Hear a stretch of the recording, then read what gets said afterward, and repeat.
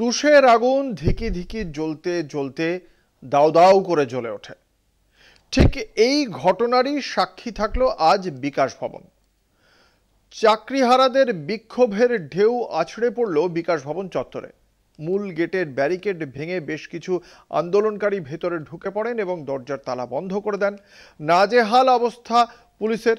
চরম বিক্ষোভের মুখে তৃণমূল নেতা সব্যসাচী দত্ত।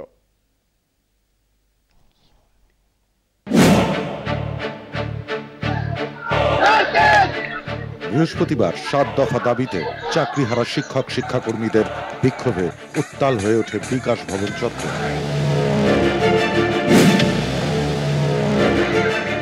যোগ্য শিক্ষক শিক্ষিকা অধিকার মঞ্চের ডাকে শুরু হয় ঘেরাও অভিযান। শয়ে শয়ে চাকরিহারা বিকাশ ভবনের সামনে জমায়েত হন। উত্তেজনা চরমে পৌঁছয় আন্দোলনকারীদের একাংশ যখন মূল গেট ভেঙে ভিতরে ঢুকে পড়েন এবং নিজেরাই গেট তালা বন্ধ করে দেন। ভবনের ভিতরে তখন প্রায় শতাধিক আন্দোলনকারী আটকে পড়েন। পুলিশ পরিস্থিতি নিয়ন্ত্রণে আনার চেষ্টা করলে আন্দোলনকারীদের সঙ্গে বচসায় জড়িয়ে পড়ে।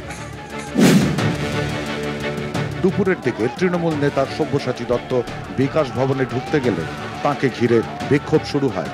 কেউ কেউ তার গাড়ির সামনে শুয়ে পড়েন, এমনকি তাকে ধাক্কা দেওয়ার অভিযোগও ওঠে। পরিস্থিতি সামাল দিতে পুলিশকে কার্যত হিমশিম খেতে হয়। চাকরিহারাদের দাবি, তাদের পুনরায় পরীক্ষা দেওয়া চলবে না। সরকারকে আইনি পথে এবং সসম্মানে তাদের চাকরি ফিরিয়ে দিতে হবে। আপনারা এটা নিশ্চয়ই দেখতে পাচ্ছেন যে বিকাশ ভবনের গেট ভেঙে আমাদের শিক্ষক শিক্ষিকারা ঢুকে গেছেন। এই ব্যবহার তো আপনারা আগে দেখেননি, আজকে কেন দেখছেন? কারণ তারা ধৈর্যশীল, তারা শান্তিপূর্ণভাবেই আন্দোলন চালিয়ে তাদের দাবি আদায় করতে চেয়েছিল বারবার, কিন্তু সরকার সঙ্গ দিয়েছে কি? দেয়নি। আর যাদের জীবন মরণের সব গেট ভেঙে গিয়েছে তাদেরকে আর কতদিন আটকে রাখা সম্ভব? আগামীকালকে আমাদের আন্দোলন যেমন চলছে চলবে, সাথে আমরা গণ কনভেনশনের ডাক দিয়েছি বিকেল 4:30টার সময়।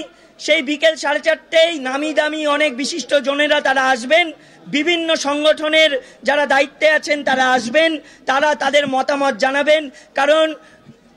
কারণ এই যে শিক্ষা ব্যবস্থাটা, রাজ্যের শিক্ষা ব্যবস্থাকে হাল ফেরানো দরকার বলে আমাদের মনে হয়। কলকাতা টিভি।